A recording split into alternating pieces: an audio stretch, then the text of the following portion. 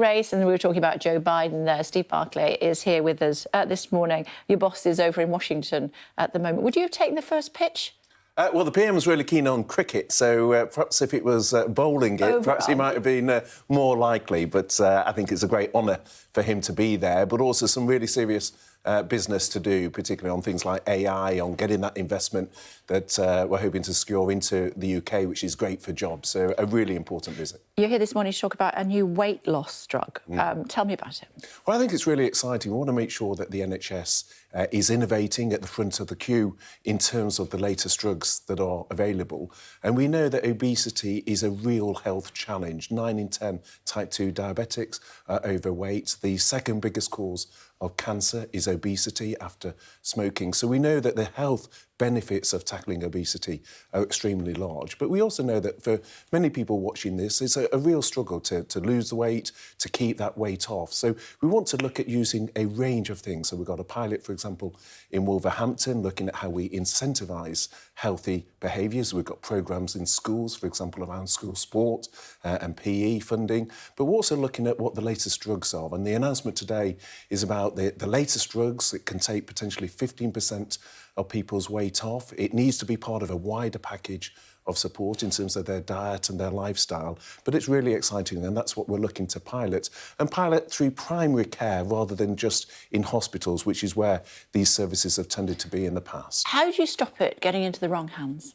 Well, by having it through GPs and primary care, by it being for those that have a BMI of 35 and a health condition alongside that, because I think there are concerns around some patients who might access it where it's not appropriate, and that's why we want to make sure we've got the right wraparound services, that it is targeted at those with a high overweight BMI of 35 as well, and have that sort of health wrapper around that. And that's really what we'll be piloting, and that's why we're doing it through primary care. OK, which is fantastic news, but I see that you also disclosed, to MPs that the NHS in England had missed its target to ensure that all patients who'd been waiting 18 months for an operation in hospital would be treated by April. What's going on? Well, we cut it by over 90%. I think that's a huge... Target, though, didn't you? Well, we cut it by over 90%. We got it to under 11,000 by the end of March. If you look at that compared to, for example, Wales, where it was around 70,000 patients waiting 18 months in Labour-run Wales, and we've got a population in England 18 times the size of Wales. So a huge amount of progress was made. Over 90, well, by a very, very narrow margin. We got it down by over 90%, and that's thanks to a huge amount of work being done up and down the country by surgical teams. So we've got the recovery plan, the elective recovery plan. We're rolling out the diagnostic centres. We've got over 160 that we're opening. We've got new surgical hubs that we're opening to boost our capacity. We know there's a backlog from the pandemic. We cleared almost all the 78-week waits by the end of March. There was, as I say, just under 11,000 left, which we're focused on. But it shows the plan is working. We cleared the 2-year waits in the summer, got that below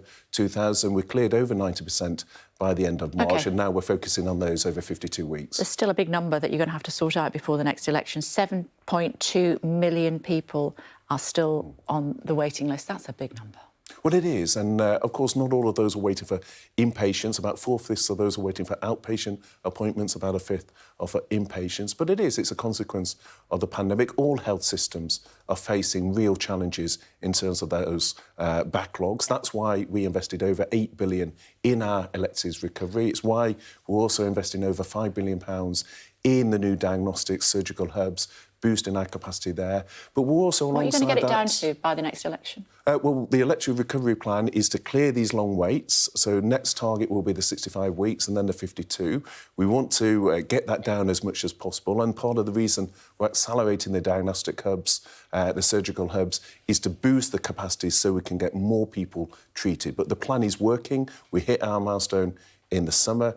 We cleared more than 90% by the end of March in our second milestone, and that's really what we're focused on. So what are you going to get the number down to by the next? Well, the electric recovery sets out for 52 weeks. Currently, the target's 200,000 by next March. But we obviously want to go further, and what we're in discussions with. I'll be seeing NHS leaders later this morning. I had a meeting with Sir Jim Mackey and Professor Tim Briggs, who lead our electric recovery programme, just yesterday. And we're really focused on what more we can do to get those numbers down. But the plan is working. We're making progress, and we're investing in more capacity. When was the last time you met representatives for junior doctors and nurses? A couple of weeks ago, we had 3 weeks of talks with the junior doctors. I don't think an offer. Well, I don't think an offer of 35% for a pay rise is what your viewers would be receiving themselves. I don't but you think need them on side for these numbers to come down. We do, and that's why we're keen to work with them. We've had talks over a series of weeks with them. I think we need to have a fair. Well, I don't think 35% as a pay rise is a reasonable ask of the junior doctors. So you're still a long way apart. So there is a distance apart. The government made them an offer. We want to work constructively with them. We hugely value the contribution that junior doctors make, and we recognise the real pressures that they've faced as a consequence of the pandemic, but also the pressures that the wider NHS is under. OK. As I said, you're still you're still a distance apart. What would you give them? How much would you give them? I'm not going to negotiate live on air, Kay, and I don't think you would expect me to do so. I'm going to ask you. No, perfectly reasonable to ask, but equally reasonable for me to say that that's not something we're going to do live on air. We had discussions with them. We set out a reasonable offer. We stand ready to engage further with them. It was the junior doctors, sadly, who broke up the talks, who then decided to have further strike action. We want to continue a discussion, but I don't think a 35% pay rise is a reasonable ask. Talk to me about the COVID inquiry. Why would the government take its own inquiry to court in a case that it's almost certainly going to lose? Well, the Cabinet Office is leading on that and wants to clarify the legal position in terms of what messages are disclosed. Obviously, there are issues in terms of people's privacy and their wider rights in terms of what message may be sent. But anything to do with the inquiry, I think there's a recognition. We hugely value the inquiry, as you say, we have set up as a government. Well, we have set up the inquiry. We massively value its work. It to court, then? Well, the Cabinet Office wants to just clarify the legal position about what is in scope. Don't you trust the chair to do that? Well, of course we trust it, but it's why take it to court, then? The Cabinet Office wants to just clarify the legal position around the messages and what is and is not in scope. But the work of the inquiry is massively important. That's why we've set it up, and people are very much looking forward to. Of course, we trust. Why take it to court, we have a then? fantastic judiciary, world-leading judiciary in this country, but it's perfectly reasonable. Waste of taxpayers' money. No, I think the Cabinet Office wants to just clarify the legal scope in terms of what it is. It's an innovative area to test, and that's something the Cabinet Office wants to clarify. OK, talk to me about this COVID disinformation unit that I've been reading about in the paper this morning. Can you confirm that there was a disinformation unit during COVID? Well, I think there was a unit looking at, for example, some of the messages at the time. You may recall, I think you covered on the programme, where people were saying things like having bleach would cure a patient of COVID.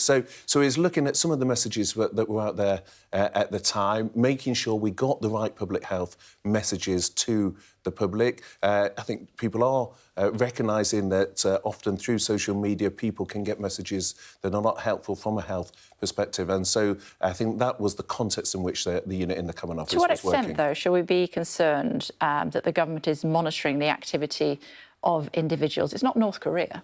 No, and I mean, the Cabinet Office will clarify exactly the scope of it, but my understanding was its focus was on those messages which were seen to be sort of conflicting with public health and ensuring that the right messages could be going out to the public, and that was really the much more positive approach that it was. And what did you do if you didn't like what people were saying?